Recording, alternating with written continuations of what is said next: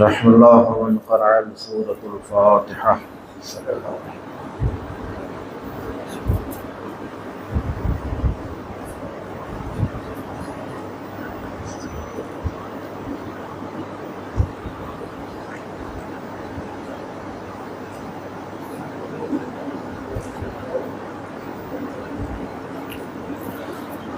مجل پر ایک صلوات محمد وآل محمد. اللهم صل على محمد وآل محمد. لا حول ولا قوة إلا بالله من الشيطان اللعين الرجيم.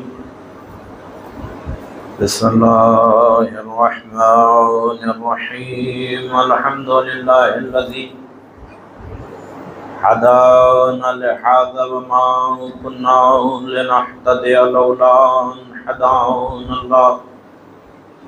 لقد جاءت رسل ربنا بالحق والصلاة والسلام على رسوله الإسلام سيد المرسلين وشفيع المذنبين بعثه رحمة للعالمين سيدنا ونبينا وشفيع ذنوبنا وطبيب نفوسنا مولانا ومولى الثقلين محبوب رب المشرقين جد الحسن والحسين أبا القاسم محمد. اللهم صل على محمد وآل محمد. بسم الله الرحمن الرحيم. إنما يريد الله ليذهب عنكم الرجس أهل البيت ويطهركم تطهيرا. اللهم صل على محمد وآل محمد. أما بعد فقد قال سبحانه وتعالى وقال رسول الله صلى الله عليه وآله وسلم. بسم الله الرحمن الرحيم. مثل أهل بيتي كمثل السفينة النوح من ركب نجا ومن تخلف غرق. صلوات محمد. اللهم صل على محمد وآل محمد. حاضرین محترم، سوگواران حضرت عبداللہ حسین علیہ السلام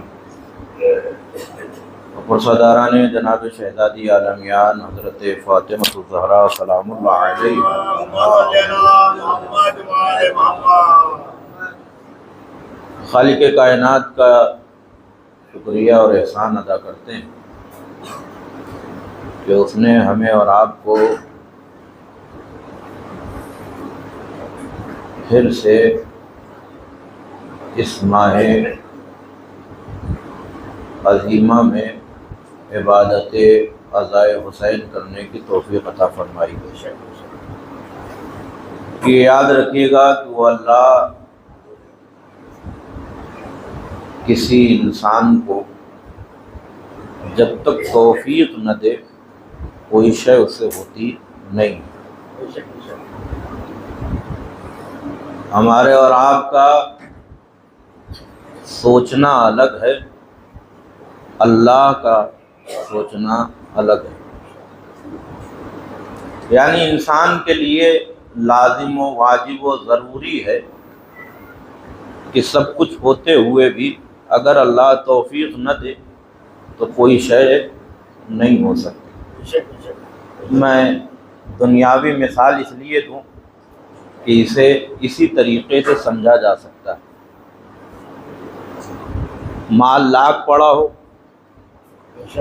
سارے حالات بہتر ہوں، لیکن اگر توفیق الہیہ نہ ہو تو پھر آپ مجلس نہ کر سکتے نہ کروا سکتے. ساری چیزیں مہیا ہو، سارے مسئلے حل ہوں، لیکن اللہ کی اگر توفیق ہی نہ ہو تو آپ کچھ نہیں کر سکتے. ہمیں اور آپ کو مجلس میں آنے کا ارادہ ہو، لیکن اگر اللہ کی توفیق نہ ہو تو آ نہیں سکتے. یعنی یہ ساری چیزیں ہو کے بھی اگر ہم اور آپ یہاں تک نہیں پہنچ پا رہے ہیں یا عمل خاص نہیں کر پا رہے ہیں تو اس کا مطلب یہ ہے کہ وہ نہیں چاہتا کہ آپ یہ عمل کریں۔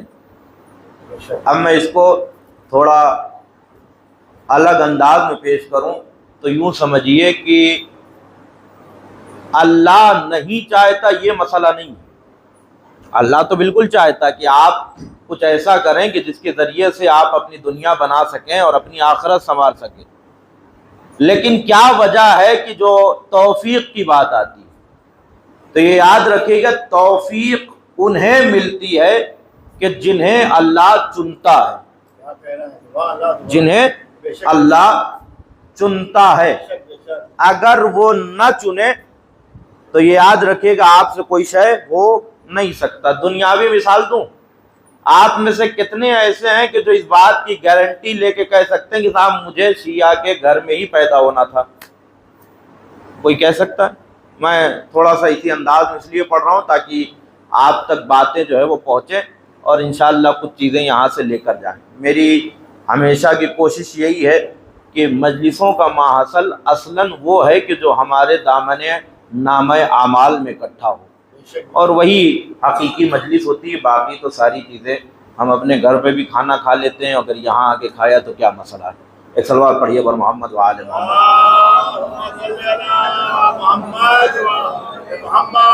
تو توفیق کا مسئلہ سب سے بڑا ہے، اس لیے لازم و ضروری ہے کہ ہر عمل کے لیے اللہ کی بارگاہ میں شکریہ ادا کیا جائے کہ پروردگار تیرا بڑا احسان کہ تو نے ہمیں اس کار خیر کے لیے چنا، اس کار خیر کے لیے تو نے، مثال کے طور پہ آپ نے اور ہم نے جو ہے اس ماہ محرم میں پیسہ لگایا، یہ بتائیے کہ اہل بیت آپ کے پیسے کے محتاج تھے؟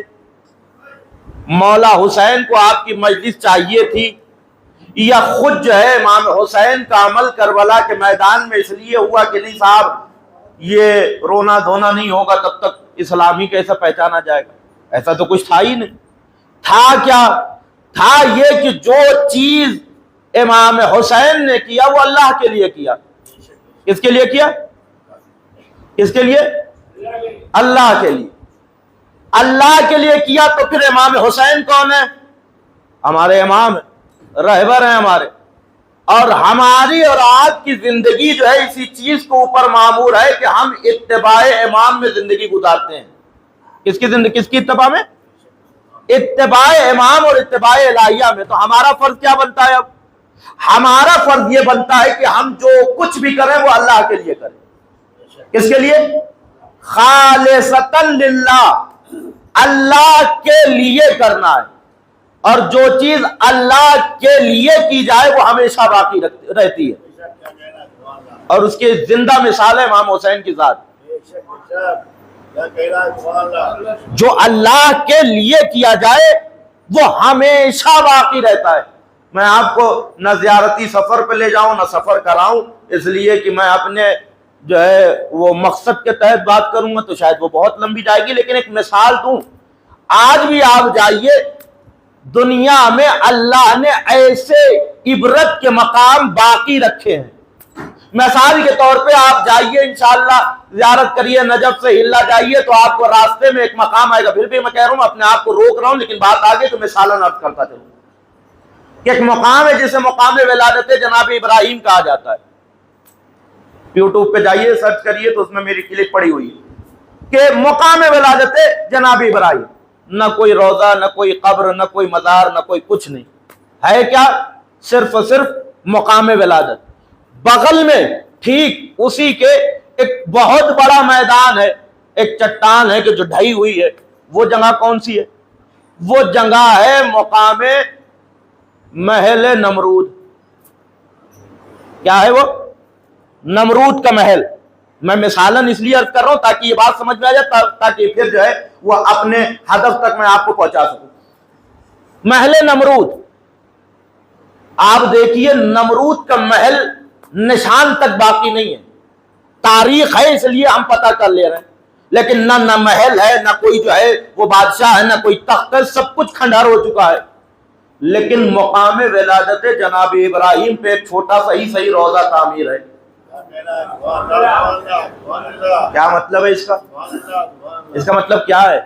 وہ نمرود کو جو ابراہیم کو جلا کے راکھ کر دینا چاہتا تھا اور اتنا بڑا جو ہے وہ محل رکھتا تھا، اتنی سلطنت رکھتا تھا، آج اللہ نے اس کو سب کچھ مٹا دیا۔ میں کہوں پروردگار جب یہ مٹ گیا تو یہاں جب جناب ابراہیم پیدا نہیں تھے، جناب ابراہیم کی کوئی مزار اور کوئی جو ہے وہ نہیں ہے، تو پھر یہ جگہ کیوں باقی رکھا؟ تاکہ دنیا کو بتلا سکوں کہ دیکھو مٹانے والا مٹ گیا، جسے مٹایا جا رہا تھا اس کا مقام ولادت بھی باقی ہے۔ کیوں باقی ہے؟ وجہ کیا ہے؟ وجہ یہ ہے کہ اللہ کے لیے عمل کیا جا رہا تھا۔ میں شاید کہیں اور پڑھتا تو کچھ اور پڑھتا، لیکن میں اپنی جماعت میں پڑھ رہا ہوں اس لیے آپ کے لیے، کیونکہ میں آپ کے رگ رگ سے واقف ہوں۔ ایک صلوات پڑھیے بر محمد وآل محمد پر۔ ہر شے ضروری ہے، کس کے لیے ضروری ہے؟ اللہ کے لیے۔ اگر آپ اپنے سارے مراحل کو چھوڑ کے جس دن سے اس کے لیے عمل کرنا شروع کر دیں گے، میں باخدا اس منبر پہ بیٹھ کے قسم کھا کے کہتا ہوں، پھر دنیا میں آپ کو کسی انسان کی عزت کو محتاج نہیں ہونا پڑے گا۔ آپ کس کے پھر عزت کے محتاج ہیں؟ اللہ کے۔ اور اللہ جسے اپنا بنا لے اسے اتنا عزت عطا کرتا ہے کہ 1400 سال گزر جائے، کوئی ایک مرتبہ نام حسین لے لے تو پھر حسینیت زندہ باد کا نعرہ بلند ہونے لگتا ہے۔ زندہ باد، زندہ باد، زندہ باد۔ محمد والے محمد اللہم صلی علی لبیک یا حسین، لبیک یا حسین۔ یہاں تک اگر آپ نے سمجھ لیا، اب میں اپنی جو ہے اس حدیث کو اوپر آؤں کہ جس کے لیے میں نے یہ ساری چیزیں آپ کے زیر سماعت کیا۔ کائنات کا سید المرسلین نبی جو آپ نے بارہا سنا ہوگا، لیکن میں مقصد کچھ الگ جو ہے وہ بیان کرنے کے لیے اس حدیث کو میں نے آپ کی زیر سماعت کیا۔ ہدف کچھ الگ ہے۔ کیا ہے کہ مثل اہل بیتی، میرے اہل بیت کی مثال، کمثل السفینۃ النوح، کس کی طرح ہے؟ کس کی طرح ہے؟ سفینہ نوح۔ ہاں جاگ کے سنیے تاکہ مجھے بھی جو ہے وہ پڑھنے میں اچھا لگے۔ سفینہ نوح کی طرح ہے۔ اس کے بعد پھر کیا کہہ رہے ہیں؟ من رکبا، جو بھی اس میں سوار ہوا نجا، اسے نجات ملی۔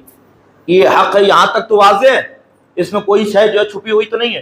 جو لوگ بھی کشتی نوح میں سوار ہوئے تو وہی بچے تھے، کوئی اور نہیں بچا تھا، اس بات کو ذہن میں رکھیے گا۔ اس کے بعد دوسرا جملہ کیا ہے؟ من تخلفا، جس نے بھی اس کی مخالفت کیا وہ کیا ہوا؟ غرقا، غرق ہو گیا۔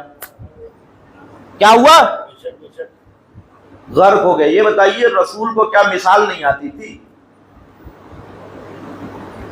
مجھ جیسا حقیر سا تھوڑا سا پڑھا ہوا آدمی اگر جو ہے اپنی کوئی بات کہنا چاہتا ہے تو اچھی مثال کو ڈھونڈتا ہے۔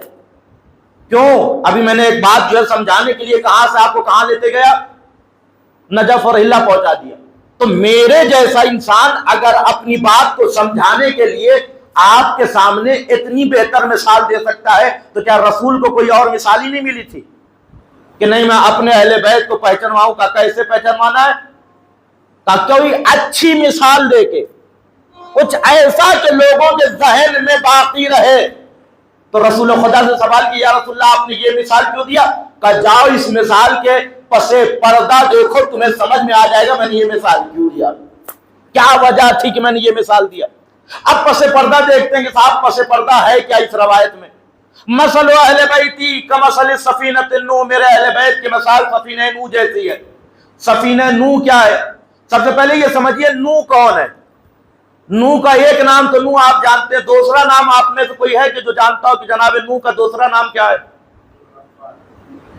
ہاں عبد الغفار، یہ تو بات کا نام۔ ان کا تخلص کیا ہے؟ ان کا لقب کیا ہے؟ جناب نوح کو آدم ثانی کہا جاتا ہے۔ کیا کہا جاتا ہے؟ آدم ثانی۔ نہیں پہنچے؟ پھر سے پہنچاؤں میں آپ کو۔ جائیے آپ نجف اشرف کتاب اٹھائیے زیارت کی امیر المومنین کی۔ السلام علیک یا امیر المومنین، السلام علیک وعلی ذرییک آدم و نوح و رحمت اللہ وبرکاتہ۔ کیا مطلب ہوا؟ مطلب اس سلام اس امیر کے اوپر کہ جس کے داہنی طرف آدم اور بائیں طرف نوح سو رہے ہیں۔ یہ جو ہے ہاں ایسے ہی سنیے گا، اچھا لگے گا مجھے بھی، تاکہ باتیں جو ہے وہ ذہن میں اترتی رہیں۔ کیا ہے؟ جناب آدم جو ہے وہ پہلے انسان کے جو ہے وہ بشریت کے خالق، جن کی وجہ سے بشریت چلی، لیکن جناب نوح بنے آدم ثانی، کیوں؟ وجہ کیا تھی؟ وجہ یہ تھی کہ ایک مرحلہ وہ آیا کہ جب جو ہے پوری دنیا غرق ہونے پہ آئی۔ غرق کب ہوئی؟ کہ جب اللہ نے عذاب نازل کیا۔ اللہ نے عذاب نازل کیا اور نوح سے کہا اب تم کشتی بناؤ، جب کشتی بنے گی اور اس میں جو لوگ سوار ہوں گے وہی نجات پائیں گے۔ تو کشتی کون بنانے والا تھا؟ نوح۔ کشتی تھی کس کی؟ نوح کی۔ کشتی میں جتنے لوگ سوار ہوئے وہ کون تھے؟ اللہ کے بندے۔ بچا کون؟ جو کشتی میں سوار تھا۔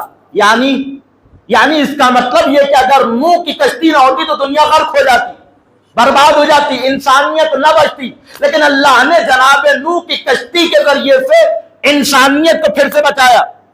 تو جناب نوح کیا بنے؟ آدم ثانی۔ ہاں بات سمجھ میں آ رہی؟ جناب نوح بنے آدم ثانی۔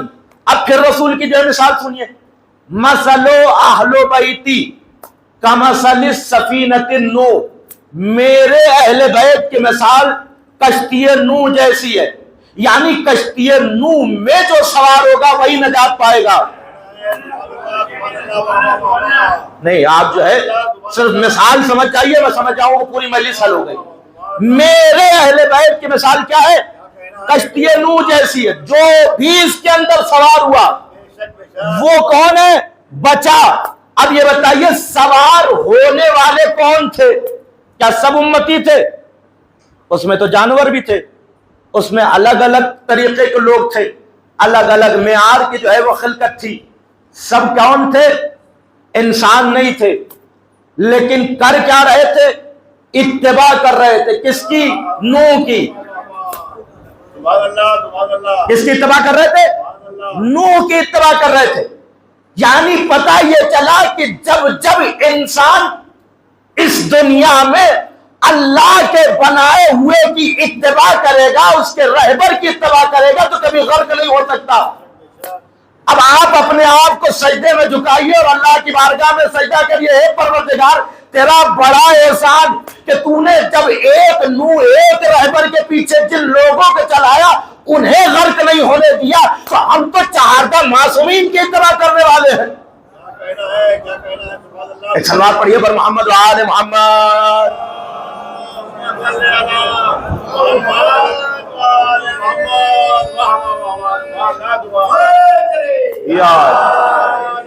ایک رہبر کی اتباع کی جائے تو کم سے کم اتنا تو شکر ہے نا آپ کے لیے کہ نہیں صاحب آپ ایک رہبر کی اتباع نہیں کر رہے، آپ اللہ کا کروڑوں احسان ہے کہ 14 فخر نوح اور فخر آدم کی اتباع کر رہے ہیں، ایک دو کی نہیں۔ اور اس کے بعد کیا ملا؟ کیوں جناب رسول خدا نے اس لیے کہا کہ نہیں میرے اہل بیت کی مثال جو ہے وہ کشتی نوح جیسی ہے؟ آپ جائیے تاریخ میں پڑھیے تو جناب نوح نے جب کشتی، میں وہ پورا مرحلہ بیان نہیں کرنا چاہتا ہوں، صرف اور صرف اوپر کی باتیں پیش کروں تاکہ یہ مثال جو ہے جو رسول نے دیا ہے وہ پوری طریقے سے آپ کے ذہن میں آ جائے اور یہ سمجھ میں آ جائے کہ جو انسان اللہ کے لیے عمل کرتا ہے وہ ہمیشہ باقی رہتا ہے۔ پھر کہہ رہا ہوں کہ ہم اور آپ جس دن سے لوگوں کی اتباع چھوڑ کے اللہ کی اتباع کرنے لگیں گے تو پھر کسی کے سامنے ہاتھ نہیں پھیلائیں گے، یہ بات یاد رکھیے گا۔ ایک نہیں، دو نہیں، تین نہیں، ہزارہ مثال پڑھیے سی۔ روایت نے لکھا کہ جناب نوح نے جب کشتی بنانے کے اقرار کیا یا اللہ نے حکم دیا تو اللہ نے جناب نوح سے ایک اور بات کہی، کہا کشتی بناؤ گے بھی تم، پیڑ کاٹو گے بھی تم، اور صرف یہی نہیں، پیڑ اگاؤ گے بھی تم ہی، جنگلی پیڑ کی کشتیاں نہیں بنیں گی۔ نہیں سمجھے آپ؟ جناب نوح سے کیا کہہ رہا اللہ کہ کشتی کے لیے پیڑ آپ کو کتنا سال، اب جا کے تاریخ میں پڑھے 20 سال تک جناب نوح نے درخت اگایا ہے، پرورش کی ہے۔ کس کی؟ درخت کی۔ میں کہوں پروردگار کشتی ہی بننی ہے تو کوئی بھی درخت کی بن جائے، یہ جو ہے جناب نوح سے تو کیوں کہہ رہا ہے کہ نہیں پہلے جو ہے وہ درخت اگاؤ اور درخت جو ہے وہ پیدا کرو، اس کی پرورش کرو، پھر جا کے جو ہے کشتی بنے گی؟ آواز آئے، مسئلہ یہ ہے کہ کشتی نجات بننی ہے. کیا بننا ہے؟ کشتی نجات. اور جسے ہم نجات دیں گے اس کا ذریعہ بھی پاک ہونا چاہیے. نہیں سمجھے آپ؟ ذریعہ بھی صرف رہبر کی بات نہیں ہو رہی ہے. ہم جس ذریعے سے نجات دیں گے وہ بھی پاک ہونا چاہیے، غصبی نہیں ہونا چاہیے، ملا ہوا نہیں ہونا چاہیے. میری طرف سے 4000 پتہ چلا کسی اور کا حصہ تھا، اٹھا کے ادھر مار دیا. میری طرف سے 10,000 پتہ چلا اس میں اور نہ جانے کتنوں کا حصہ تھا، ادھر مار دیا. صاحب کیوں؟ اس لیے کہ بھائی مجلس ہو رہی ہے محرم میں، ہمارا بھی تو. ارے بھائی آپ اپنا دو نا، پاک دو، صاف دو. اس لیے کہ جب حسین صاف لیتے ہیں تو صاف دیتے بھی ہیں. حسین کو آپ جتنا صاف دیں گے اتنا ہی صاف دیں گے. اب آپ کی اس جو ہے بہترین سماعتوں کے حوالے ایک مرحلہ کر دوں تاکہ آپ بھی سمجھیں کہ حسین کس طریقے سے دیتے ہیں. ایک صلوات پڑھیے بر محمد و آل محمد.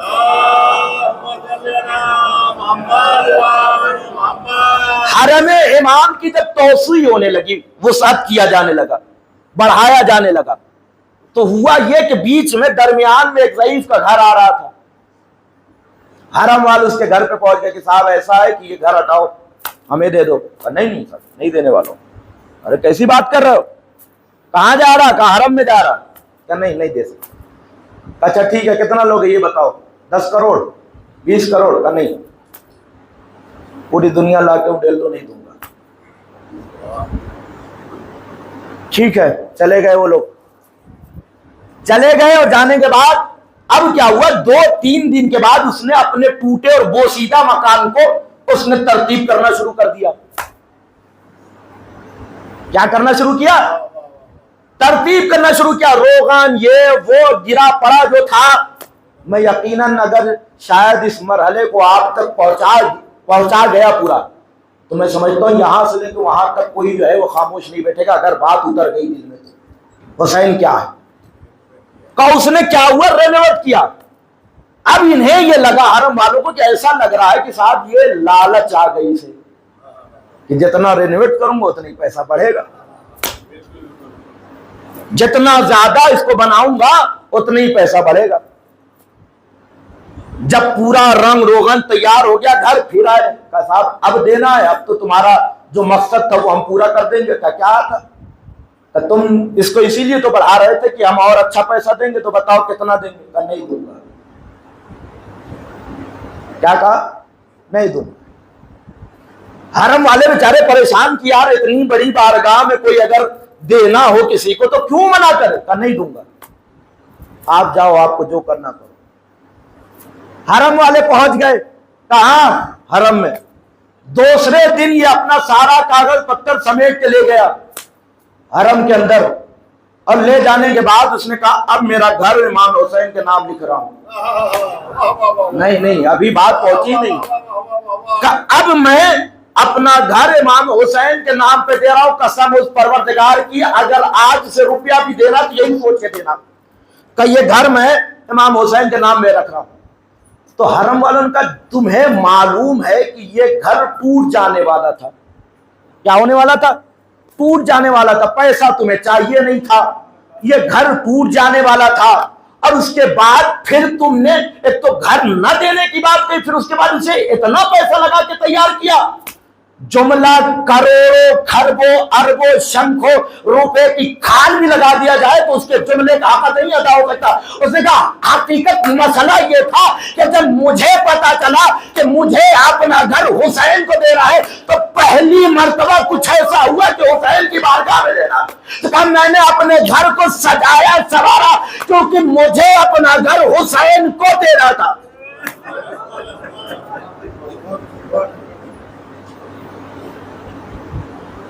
مسئلہ گھر ٹوٹنے کا نہیں تھا،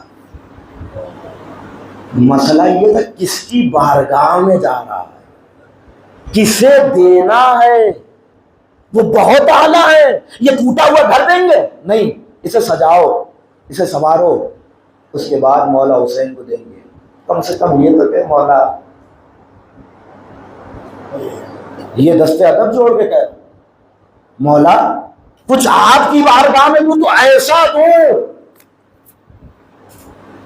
اب مجلسوں میں پیسہ ڈالنے سے پہلے ایک مرتبہ سوچنا، 1 روپیہ دینا اپنا دینا، اپنے حق کا دینا، اور یہ سوچ کے دینا حسین صاف لیتے ہیں تو صاف عطا کرتے ہیں. ہمیں اور آپ کو یہی بتلایا جا رہا، مثل اہل بیتی، میرے اہل بیت کی مثال کیسی ہے؟ سفینہ نوح جیسی. اللہ کیوں اے میرے حبیب نبی آپ کو کوئی اور مثال نہیں ملی؟ دیکھا نہیں، یہی مثال ہے.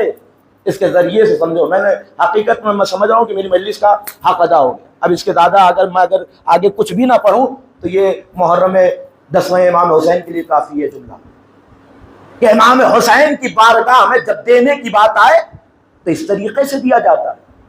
معلوم تھا کہ گھر ٹوٹ جائے گا، ایک بھی پیسہ نہیں ملنے والا ہے، لیکن اس گھر کو سنوار کے سجا کے امام حسین کی بارگاہ میں دیا جا رہا ہے. مولا اس طریقے کا عمل ہم آپ کو دے رہے ہیں. کیوں؟ جب اس سے پوچھا گیا تم اسے سوار اور سجا کیوں رہے تھے، یہ اتنا پیسہ تمہارا ضائع ہو گیا؟ کہ ضائع نہیں ہوا، مجھے معلوم ہے حسین کسی کا نہیں رکھتے ہیں، جتنا میں نے لگایا اس سے کہیں زیادہ دیں گے. تو آپ سے کیا کہہ کے مانگا جاتا ہے؟ کچھ اور کہہ کے مانگا جاتا ہے، آپ سے کچھ اور سوال کیا جاتا ہے.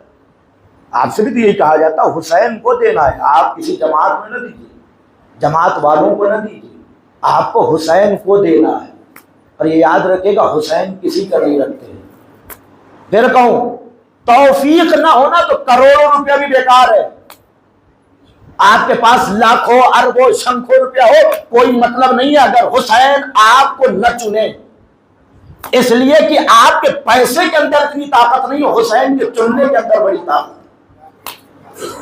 وہ چاہتے ہیں مولا حسین کروڑوں سلام ہو آپ کی ذات کو اوپر کہ آپ نے مجھ جیسے حقیر کو چنا اس لیے کہ میں آپ کی مجلس کروں، اس لیے کہ میں آپ کا نیاز جو ہے وہ نظر بناؤں، اس لیے کہ میں آپ کے لیے ذاکری کروں. یہ ان کی چنی، ان کا احسان ہے کہ انہوں نے ہمیں اس لائق سمجھا. نہیں تو ہم تو اس لائق نہیں، ہم اس لائق نہیں ہے. ہمارے پاس جو ہے وہ ڈالر اور دنیا کی ساری نعمتیں آ جائیں تو ہم اپنے آپ کو اس لائق نہیں سمجھتے. ہاں اس لائق تب سمجھیں گے جب حسین سے لینے کے لیے آمادہ ہو جائے. اس بات کو ہمیشہ یاد رکھیے گا، اس مرحلے کو ہمیشہ یاد رکھیے گا. جس کی بارگاہ میں دیا جا رہا ہے وہ اس کا باپ امیر کائنات ہے. پیسے کی ضرورت نہیں ہے. جو میسم کو کہے پتھر اٹھاؤ تو وہ سونے کا ڈھیلا بن جائے تو اسے آپ پیسہ دیں گے، اسے آپ جو ہے اس کی مجلس کرائیں گے. یہ مجلسیں ہم اپنے لیے کرا رہے ہیں، حسین کو مجلس کی ضرورت نہیں ہے. حسین اگر مجلس کا مرحلہ اگر میں آپ کو بتاؤں، کچھ دن گزرا، بات بہت آگے نہ بڑھے اس لیے میں اپنے آپ کو یہاں تک لا کے بس یہیں سے سمیٹ دوں گا. کچھ ہی دن گزرا پوری دنیا دیکھ رہی تھی کہ ایران جب حملہ کر رہا تھا نا تو ایران کا حملہ کرنے کی سٹائل کیا تھی اسرائیل کے اوپر.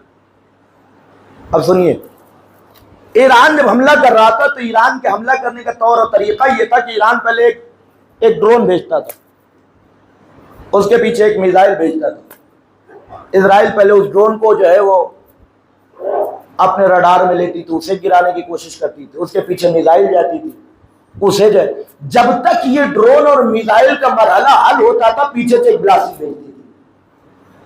اور وہ کہاں لگتا تھا؟ وہ جا کے صحیح ٹھکانے پہ گرتا تھا. پوری دنیا نے سمجھ لیا کہ حسین ختم ہو گئے. یزید نے سمجھ لیا ہم نے حسین کو مار ڈالا، ہم نے حسین کے لشکر کو ختم کر دیا، حسینیت مٹ گئی. حسین نے اس مرحلے کو پوری دنیا کے سامنے زندہ رکھنے کے لیے کہا حسینیت نہیں مل سکتی اس لیے کہ پیچھے سے زینب جا رہی ہے. پوری دنیا کے لیے مثال بن گیا. پیچھے سے زینب گئی تو کیا ہوا؟ کہ حسینیت زندہ باد ہو گئی، یزیدیت مرد آباد ہو گئی۔ اگر جناب زینب نے اس مرحلے کو نہ ادا کیا ہوتا تو کہنے کا مطلب کیا ہے؟ پاک و صاف، جتنی نیت پاک ہوگی، جتنا عمل پاک ہوگا، اتنا ہی ثواب پاک ہوگا، اتنا ہی بہتر ثواب آپ کو ملے۔ اور یہ یاد رکھیے گا، جسے دے رہے ہیں وہ قبول کر لے تو سجدہ شکر بجا لائیے۔ آپ اس لائق نہیں ہے کہ آپ دیں گے اور وہ لیں گے، نہیں، وہ اگر قبول کرے تو آپ لائق بنے۔ تم رسول خدا نے اسی لیے کہا مثل اہل بیتی، میرے اہل بیت کی مثال کیا ہے؟ سفینہ نوح جیسی، جو بھی اس کے اندر سوار ہوا وہی نجات پائے گا۔ نجات کیسے ملے گی؟ کہ سوار ہونے سے۔ سوار کتنے لوگ ہوئے کہ نہیں معلوم، جتنے بھی ہوئے وہی نجات پائے گا۔ تو کیا کہا کہ درخت آپ اگائیں گے، اس کی پرورش آپ کریں گے، اور اس کے بعد آپ ہی جو ہے وہ کشتی بنائیں گے۔ تو پھر یہاں رک ایک جملہ تو کہنے کا حق بنتا ہے کہ صاحب جو اللہ کشتی نوح بنانے کے لیے درخت بھی جنگلی بازاروں اور جو ہے درختوں کا قبول نہ کرے، وہ محمد کی پرورش کے لیے کسی اور کو کیسے قبول کرے؟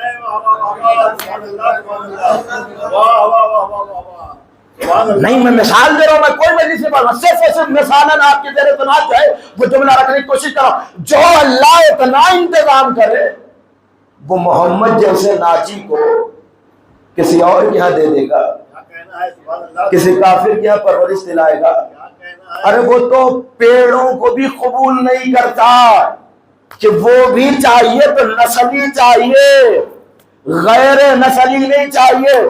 جب غیر نسلی درخت نہیں چل سکتا تو غیر نسلی امام کیسے چلنے لگے گا؟ سلام پڑھے پر محمد وآل محمد۔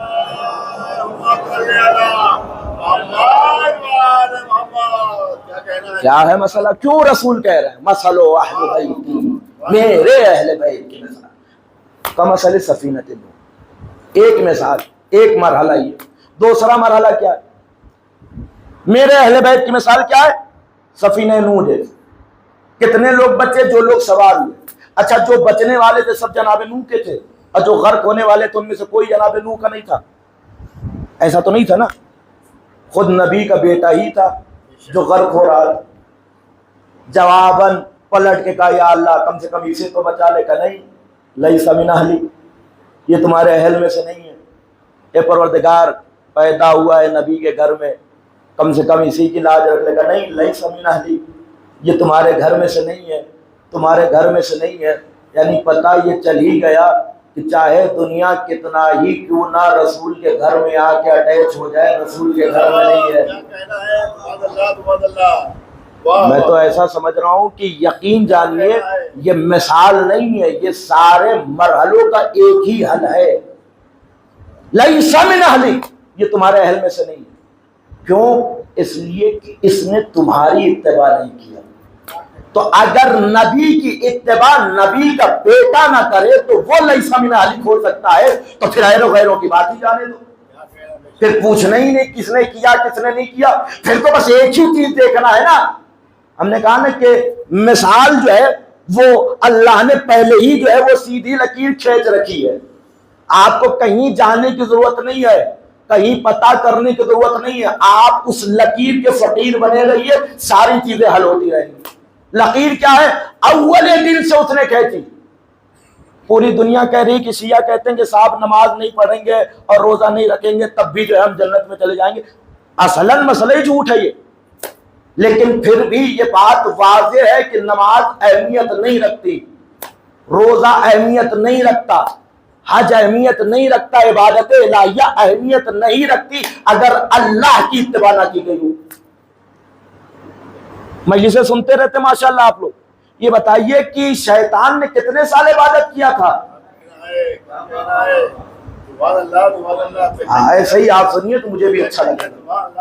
کتنے سال عبادت کیا؟ 6000 سال۔ اور ہوا کیا تھا؟ ایک مرتبہ انکار کیا تھا، لگ انہو شیطان الرجیم، نکل میری بارگاہ سے۔ اے پروردگار 6000 سال کی عبادت اور ایک مرتبہ کہاں یہی ایک مرحلہ سمجھانا ہے. عبادتیں لاکھ ہو جائیں لیکن ہمارے بنائے ہوئے کا انکار نہیں ہونا چاہیے. کیا کہنا ہے سبحان اللہ. ہمیں نہیں معلوم عبادت کون سی ہوتی ہے، ہمیں یہ معلوم ہے نماز وہی قبول ہے کہ جس کا جسم اسلام اور روح علی ابن ابی طالب ہو. کیا کہنا ہے. نعرہ حیدری. واہ واہ واہ واہ. روح ہونا چاہیے. آپ صرف اور صرف عبادت کر کے اس طریقے سے نہیں بچ سکتے. یعنی عبادت کا مطلب یہ نہیں ہے نماز پڑھ لینا عبادت نہیں کہلاتا ہے، روزہ رکھ لینا عبادت نہیں کہلاتا. عبادت اللہ کی رضا کو حاصل کرنے کا نام ہے، اور رضا الہیہ سوائے در اہل بیت کے کہیں اور نہیں ملتی ہے. بے شک بے شک. یہ ضروری ہے سمجھنا اس بات کو. یہ بیس ہے، یہ وہ بنیاد ہے کہ اگر اس بنیاد کو آپ نے ہلا دیا تو پھر یاد رکھیے گا آپ پوری زندگی عبادت کرتی رہیے، کامیابی نہیں مل سکتی. مسئلہ اہل بیت کی تیسرا پوائنٹ، کیوں جو ہے اللہ کے رسول نے مثال دیا میرے اہل بیت کی مثال. کوئی شامل نہیں ہو سکتا. جو کوئی بھی آ گیا، کہاں آ گیا؟ کشتی نوح میں، وہی نجات پائے گا. اللہ کے رسول کہہ رہے ہیں جو کوئی بھی کشتی نوح میں آیا وہ نجات پایا، اور میرے اہل بیت کی مثال انہی کے جیسے، انہی کی طرح ہے. انہی کی طرح مطلب یعنی جو کوئی بھی ان کی باتوں پہ عمل کرے گا وہی نجات پائے گا. میں آپ سے پوچھنا چاہتا ہوں، آپ لوگوں نے ماشاءاللہ سے 20 دن مجلسیں کی ہے، اپنے اپنے گھر محرم کیا، یہ کیا وہ کیا. یہ بتائیے آپ نے کس کی رضا کے لیے کیا؟ آپ نے اپنا پرچار کرنے کے لیے کیا تھا؟ آپ کو اپنا نام چاہیے تھا تو کس کے لیے کیا؟ کس کے لیے تھا؟ منہ سے بولیے. ہاں میں گھر کا ہی ہوں، کوئی باہر کا نہیں ہوں، شرمندہ نہ ہوئے. ایک سلوات پڑھیے بار محمد وآل محمد. محمد وآل محمد. آپ نے امام حسین کے لیے کیا، اللہ کے لیے کیا، اور مقصد کیا ہے؟ یہی مقصد ہے. باقی کوئی کچھ بھی کہے اس سے ہمیں نہیں معلوم. مقصد کیا ہے؟ اللہ کی رضا. اٹھائیے تاریخ، اٹھا کے پڑھیے. اللہ نے آدم سے لے کے محمد مصطفیٰ صلی اللہ علیہ وآلہ وسلم 35 منٹ ہوا آج تک کسی تاریخ میں لکھا ہو کہ اللہ نے اوپر سے کوئی آیت نازل ہوا کہ تم نے بڑی جو ہے عبادتیں کر لیا میں تم سے راضی ہو گیا.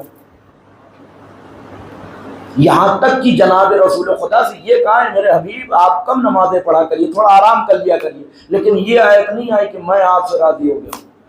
کہاں آئی؟ کیا کہنا ہے سبحان اللہ دعا اللہ. مجلسیں سنتے رہتے نا.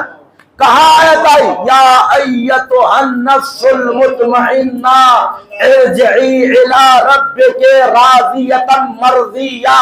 پوری دنیا جس کی رضا کے لیے عبادت کرے وہ اور ہے، اللہ خود جس کی رضا چاہے وہ اور ہے، اسے حسین کہا جاتا ہے.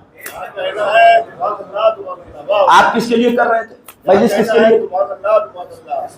آپ کو تو اللہ نے راستہ دے دیا، پھر کیوں بھٹک رہے ہو؟ ساری چیزیں تو اس نے کھول کے رکھ دیا ہے، اوپنلی آپ کو بتایا ہے کہ صاحب یہی راستہ حق ہے، یہی عمل صحیح ہے. پھر بھی آپ برباد ہو رہے، پھر بھی اپنے آپ کو تباہ کیے ہوئے. نہیں صاحب، چند دنوں کی یہ لوگوں کے سلام کے لیے برباد ہوئے جا رہے، چند دنوں کے لوگوں کے جو ہے جھکنے کے لیے آپ برباد ہوئے جا رہے. نہیں وہ کہیں گے کہ صاحب فلاں صاحب نے اتنا پیسہ دیا، فلاں نے ایسی مجلس کرائی، فلاں نے ایسا ماتم کرایا. انہ هو السمیع البصیر. اللہ کون ہے؟ بغیر آنکھ کے دیکھنے والا ہے، اور وہ بغیر کان کے سننے والا ہے. آپ اپنی عزت کو لوگوں کو دکھانے اور سنانے کے چکر میں نہ لگے رہو. وہ بغیر آنکھ کے دیکھ بھی رہا ہے اور بغیر کان کے سن بھی رہا ہے. کس نے کیا کیا وہ جانتا ہے، کس نے کیا دیا وہ جانتا ہے. میں نہیں شاید جو ہے اس کے آگے میں جانا ہی نہیں چاہتا ہوں، نہیں تو یہ بات بہت لمبی جائے گی. نہیں تو میں آپ کو بتاؤں تاریخ میں کس طریقے سے اللہ کی رضا کو اللہ نے زندہ کیا ہے، اور کیوں اللہ کے رسول نے کہا میرے اہل بیت کی مثال کشتی نوح کی ہے؟ اس لیے کہ اللہ نے نوح کی کشتی میں اپنا پرایا سب دکھا دیا۔ لاکھ کوئی تمہارا ہو، وہ جب تک تمہارا نہیں ہے جب تک وہ ہمارا نہیں ہے۔ ہمارے گھر میں بھی ہوتا ہے وہ ہمارا ہے، وہ ہم نہیں صاحب، وہ ہمارا نہیں، ہمارا وہ ہے جو ہمارے پیٹھ پیچھے بھی ہمارا ہو، سامنے بھی ہمارا ہو۔ نہیں، وہ لوگ ہمارے نہیں ہے کہ جو صاحب ہم سے جو ہے کچھ اور کہیں اور پیٹھ پیچھے ہم سے آ کے کچھ اور کہیں۔ میں بھی اس میں شامل ہوں، یہ نہ سمجھیے کہ میں الگ ہوں۔ ہمارا وہ ہے جو ہمارے ساتھ ہو ہر حال میں۔ نوح کا وہ تھا کہ جو نوح کے ساتھ تھے۔ اللہ کا رسول یہی سمجھا رہا، آنے والے بہت سے لوگ ہمارے در پہ آئے، رشتہ اتنا گہرا ہو گیا کہ بیوی اور سالے اور ماموں جیسا ہو گیا، لیکن وہ ہمارے نہیں ہے، اس لیے کہ وہی لوگ تھے کہ میری آنکھ بند ہونے کے بعد میرے حسین کو کیا دیا۔ وہ ہمارے نہیں ہے۔ ہمارا کون ہے؟ ہمارا وہ ہے جو ہمارے سامنے بھی ہو اور ہمارے پیٹھ پیچھے بھی ہو۔ اللہ نے اپنے اہل بیت، اللہ کے رسول نے اپنے اہل بیت کی مثال اسی لیے بتایا، مثلو اہل بیتی، مجھ جیسا کوئی ان پڑھ نہیں ہے کہ نہیں صاحب کچھ بھی بول دے گا۔ اللہ کا رسول ہے، بولنے سے پہلے نہ جانے کتنا سوچا، اور سوچا کیا اس کے لیے تو کہا ہی جاتا وما ینطق عن الہوى ان ہوا وحی یوحی، وہ بولتا ہی نہیں سوائے یہ کہ اللہ کی وحی نازل ہو جائے۔ تو پھر یہ رسول نہیں کہہ رہا، یہ اللہ کہہ رہا میرے اہل بیت کے مثال کون ہے؟ کشتی نوح جیسی، جو کوئی بھی اس میں آیا سوار ہوا وہ نجات پائے گا۔ اب آپ لوگوں نے اگر امام حسین کے لیے کیا ہے تو یاد رکھیے گا نجات پائیں گے، اور امام حسین آپ کو فراموش کرنے والے نہیں ہیں۔ لیکن اگر آپ نے اس محرم کو لوگوں کے لیے بتایا ہے تو پھر سوتے رہیے اور نام لیتے رہیے ان لوگوں سے، اور اس کے بعد پھر کیا ہوگا وہ اللہ بہتر جانتا ہے۔ ابھی بھی بہت زیادہ دن نہیں گزرا ہے، ابھی 40 آئے گا، ابھی بہت ساری چیزیں آئیں گی۔ کم سے کم میرے عزیزوں، میرے بھائیوں، میرے نوجوانوں، خاص طور پہ کم سے کم یہ سوچو کہ ہماری زندگی کا مقصد جو ہے نا وہ حسین ہے، رضا حسین ہے، اس لیے کہ ہمیں اللہ نے بتا دیا یہ وہی ہے جس سے میں راضی ہوا ہوں۔ تو ہماری اور آپ کی زندگی کا مقصد کیا ہونا چاہیے؟ اس کی رضا ہونا چاہیے، اسے راضی کرنا ہے، اور وہ راضی ایک گلاس اور ایک چمچ پانی پہ بھی ہو جاتا ہے۔ وہ تو یہاں تک کہتا میں تمہیں بلاتا ہوں تو تمہارے بلانے کی بھی ذمہ داری میں لیتا ہوں، تم جاؤ کر غدا میں کروں گا، تو وہ تو کسی کا نہیں رکھتا نا، وہ حسین تو رکھتا ہی نہیں آپ کا، پھر آپ کیوں لوگوں کے چکر میں پڑے، کیوں گمراہ اور گمراہیوں میں جا رہے ہیں، کیوں چند لوگوں کی یہ چند سالہ عزت کے لیے جو ہے اپنے آپ کو غرق کر رہے ہیں۔ حسین جس سے راضی ہو جائے پھر اس سے کوئی نہ راضی ہو ہی نہیں سکتا۔ ایک مثال اور اس کے بعد ختم ہوا، یہی بات میں پھر کہہ رہا ہوں نا کہ اگر میں اس مثال کو، میں روایت نہیں سنا رہا ہوں، میں صرف تربیت کی جائے، اس لیے کہ میں نے ابھی اپنے عشر میں بھی ایک بات کہی تھی، رمضان جو آتا ہے نا، رمضان ایک مہینہ آتا ہے، رمضان کیوں آتا ہے؟ رمضان آتا ہے تزکیہ نفس کے لیے، یہ جملہ اپنے ذہنوں میں نوٹ کریے گا، اگر اس سال نہیں تو اگلے سال کے لیے یاد رکھیے گا۔ رمضان آتا ہے تزکیہ نفس کے لیے، اور محرم کیوں آتا ہے؟ محرم کیوں آتا ہے؟ محرم آتا ہے تزکیہ تربیت کے لیے۔ کیا کہنا ہے؟ جنہیں بات سمجھ میں آ گئی ہوگی وہ گھر پہ بستر پہ بھی اگر لیٹیں گے تو انشاءاللہ یاد رکھیں گے۔ محرم تزکیہ تربیت کے لیے آتا ہے۔ حسین ہمیں پاک غذا کھلا کے جب اس امام بارگاہ سے باہر نکالتے ہیں نا، اور اس کے بعد بتاتے ہیں دیکھو یہ حسینی ہے، پھر دنیا جہنم میں جائے ہم سے کوئی مطلب نہیں۔ اس سے بڑا بادشاہ اس کائنات میں کوئی نہیں ہو سکتا جسے حسین کہیں گے حسینی ہے۔ بے شک بے شک۔ چند دنوں کے لیے اپنے اعمال کو برباد نہ کریں، چند لوگوں کے لیے اپنے اعمال کو ضائع نہ کریں۔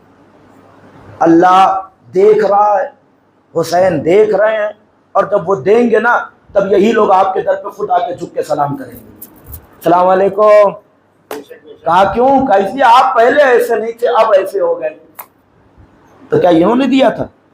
نہیں، دینے والے کا نام حسین ہے. حسین جب دیتے ہیں تو ایسے ہی دیتے ہیں. حسین نے جسے جسے دیا ہے اتنا دیا ہے نا کہ آج پوری دنیا انہیں یاد کر رہی ہے. حسین نے حر کو دیا تو علیہ السلام بنا دیا. پوری دنیا جسے لعنتی سمجھ رہی تھی، جب حسین نے دیا تو علیہ السلام بنا. اور حسین نے کتنا دیا؟ اتنا دیا کہ اتنا کسی شہید کو نہیں حاصل تھا. خود جناب جون کہتے ہیں کہ مجھے رشک آنے لگا تھے حر کی عزت کے اوپر. کہا کیوں؟ شہید تو جناب جون بھی تھے. کہا نہیں، شہید ہم سب تھے لیکن حر کے قسمت میں زہرا کا رومال آیا تھا. احساس کریں آپ، حسین اگر دیتے تو اس طریقے سے دیتے ہیں. پھر ہمیں اور کو کیوں خوش کرنا ہے؟ پھر ہمیں لوگوں کو کیوں راضی کرنا ہے؟ ہم حسین کو راضی کریں گے نا. ہم حسین سے لیں گے اور حسین سے ہی لیں گے. اس حسین سے لینا ہے کہ جو کبھی کسی کا نہیں کرتا.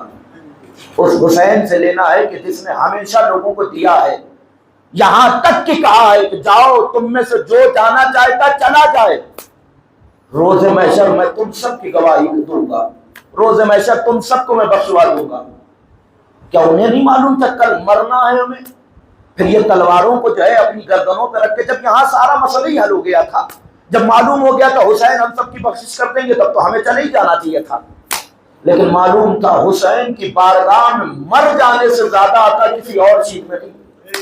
مولا یہ گردن ہے، یہ تلوار ہے، رکھتا ہوں مولا، اگر اجازت دے کہ رن میں جائے تب تو ٹھیک ہے، نہیں تو پھر ابھی اپنی اپنی گردنوں کو سر سے جدا کر دیتے ہیں. مولا اس زندگی میں حسین کے نام پر قربان ہو جانے سے بہتر کوئی اور زندگی نہیں ہو سکتی ہے. اللہ اکبر. آپ نے سن لیا ہوگا بڑے مسائل. انشاءاللہ کوشش کروں گا چند ایک جملے آپ کی زیر سماعت پیش کرنا ہے اور اس کے بعد انشاءاللہ آپ بس اتنا سمجھ لیجیے گا کہ آپ کو زہرا کو اس کے کربلائی لال کا پرسہ پیش کرنا ہے. اس لال کا پرسہ پیش کرنا ہے کہ جسے کربلا میں رولا کے ذبح کیا گیا ہے، جسے تڑپا کے مارا گیا ہے. مجھے نہیں معلوم آپ کیسے سنیں گے، میں آپ کی نگاہوں کو نہیں دیکھ رہا ہوں، لیکن ہاں جملے آپ کی نگاہوں، جملے آپ کی جو ہے زیر سماعت کر رہا ہوں. روایت کے جملے ہیں کہ جب حسین شہید کر دیے گئے نا، سب کچھ جو ہے لٹ گیا نا. ایک بندہ اٹھنے کے بعد اس نے سوال کیا، کیا اب بھی کچھ باقی ہے لوٹنے کے لیے؟ ایک شخص ہے جو کہتا ہاں جاؤ، حسین کا لاشا لوٹا جا رہا ہے. اللہ اکبر. اس سے بڑی کوئی غربت میں نہیں کر سکتا ہوں. کہا جاؤ حسین کا لاشا لوٹا جا رہا ہے. کہا میں جلدی سے بھاگتے ہوئے حسین کے لاشے کے قریب آیا. میں قسم بخدا شاید میں پڑھ پاؤں اس جملے کو، لیکن ہاں اتنا ضرور کہوں گا شہزادی آپ کی رضا چاہتا ہوں. روایت میں لکھا کہ جیسے اسے معلوم ہوا کہ حسین کا لاشا لوٹا جا رہا ہے، وہ قریب آیا، حسین کے لاش کے قریب پہنچ گیا. جب آقا حسین کے جسد پاک کے قریب پہنچا نا تو اس نے کیا دیکھا کہ حسین کے بدن پہ ایک پھٹا ہوا کرتا ہے، اور اس پھٹے ہوئے کرتے کو حسین نے پٹکے سے باندھ رکھا ہے. قیامت آ جائے گا اگر جملہ آپ کے زیر سماعت کر سکا انشاءاللہ. تو روایت نے لکھا کہ جیسے میں نے دیکھا حسین نے اس پھٹے ہوئے کرتے کو ایک پٹکے سے باندھ رکھا ہے. میں نے کہا کچھ نہ ملا صحیح، کوئی بات نہیں، یہ پٹکا لے جاؤں گا شام کے دربار میں پیش کروں گا. دیکھو میں حسین کا یہ پٹکا لے آیا ہوں. میں نے چاہا کہ حسین کو اس پٹکے کو کھول لوں. جیسے ہی میں نے چاہا نا، میں نے اپنے ہاتھوں کو اس گھیرا میں لگایا. اس گھیرا کو کھولنے کے لیے ایک مطلب جیسے ہی میں نے ہاتھ لگایا، حسین کے ہاتھ نے میرے ہاتھ کو روک لیا. نہیں میرے عزیزو، اگر یہ جملہ یقیناً میں کہتا ہوں گھر تک روکے ہوئے جاؤ گے اگر اس چیز کو ہے سن لیا، یقین جانیے گا. روایت میں حسین نے میرے ہاتھ کو حسین نے پکڑ لیا. اب سوچئے تو صحیح، جس کو اتنے زخم لگے ہو، جس کے ہاتھ پر اتنی تیل و تبر لگا ہو، اس کے ہاتھ میں کتنی طاقت ہوگی. وہ ملعون کہتا میں حسین کے ہاتھ کو چھڑا نہ سکا، میں حسین کے ہاتھ کو چھوڑا نہ سکا. ارے ان ہاتھوں کو اٹھا کے ماتم کرا کہ حسین کے ہاتھ کو چھوڑا نہ سکا. جب میں نے بڑی محنت کیا, کوشش کیا نہ چھٹانا, میں نے خنجر نکالا, حسین کے ہاتھ کو کاٹ دیا. اللہ اکبر, اللہ اکبر. میں نے حسین کے ہاتھ کو کاٹا. جیسے ہی حسین کے ہاتھ کو کاٹا ایک آواز آئی, عباس, ارے جیسے تیرے ہاتھ کاٹے گئے, اے میرے بھائی ذرا آگے دیکھ تیرے بھیا کے ہاتھ. اللہ اکبر. اب کہ گریہ آدھا ہو رہا ہے, تھوڑا سا مرحلہ میں آپ کی دیر سماعت کر سکوں. انشاءاللہ آپ گھر تک روتے ہوئے جائیں گے. آج مولا حسین کا دسواں ہے. روایت نے لکھا, وہ کہنے لگا جب میں نے حسین کے ہاتھ کو کاٹا میں نے پٹکا کھولا. پٹکا کھول کے ابھی چل ہی رہا تھا, جا ہی رہا تھا کہ ایک مرتبہ حسین نے اپنے ہاتھ کو ہلایا. وہ جو دوسرا ہاتھ تھا نا, ہلایا. جیسے ہی حسین نے ہاتھوں کو ہلایا میں نے دیکھا حسین کی انگشت میں ایک نگین ہے. اللہ اکبر, اللہ اکبر, اللہ اکبر. میں نے دیکھا حسین کے ہاتھ میں ایک جو ہے نگین, ایک انگوٹھی ہے. میں آپ کو بتاؤں, آپ یہ بتائیے یہ انگوٹھی کب نکلتی ہے؟ بڑی آسانی سے. کہا جب اس ہاتھ پہ کوئی سوجن نہ ہو. لیکن ہاتھ پہ سوجن کب آتی ہے؟ جب زخم زیادہ ہوتے ہیں, جب زخم زیادہ ہوتے. حسین کے ہاتھوں پر اتنے زخم تھے جب انگوٹھی نکالی نہیں جا رہی تھی. میں آپ کو بتاؤں, انگوٹھی نکالنے کے لیے ہاتھ کو چاقو سے نہیں کاٹا جا سکتا. اللہ اکبر, اللہ اکبر. وہ کہنے لگا میں نے جب دیکھا تو انگوٹھی نکل نہیں رہی تھی. بازو میں وہی حسین کی لاش کے پاس ایک پتھر رکھا ہوا تھا. میں نے ایک پتھر حسین کی انگوٹھی کے نیچے رکھا, ایک پتھر حسین کے ہاتھ میں مارا, انگوٹھی کو لے کے چلا. جب نہیں آواز آئی, ارے جا تو رہا ہے, ذرا اتنا بتا میری سکینہ. اس نے دیکھا تو نہیں. اللہ اکبر. کیسے برداشت کر سکے گی ایسی بیٹی؟ اللہ اکبر.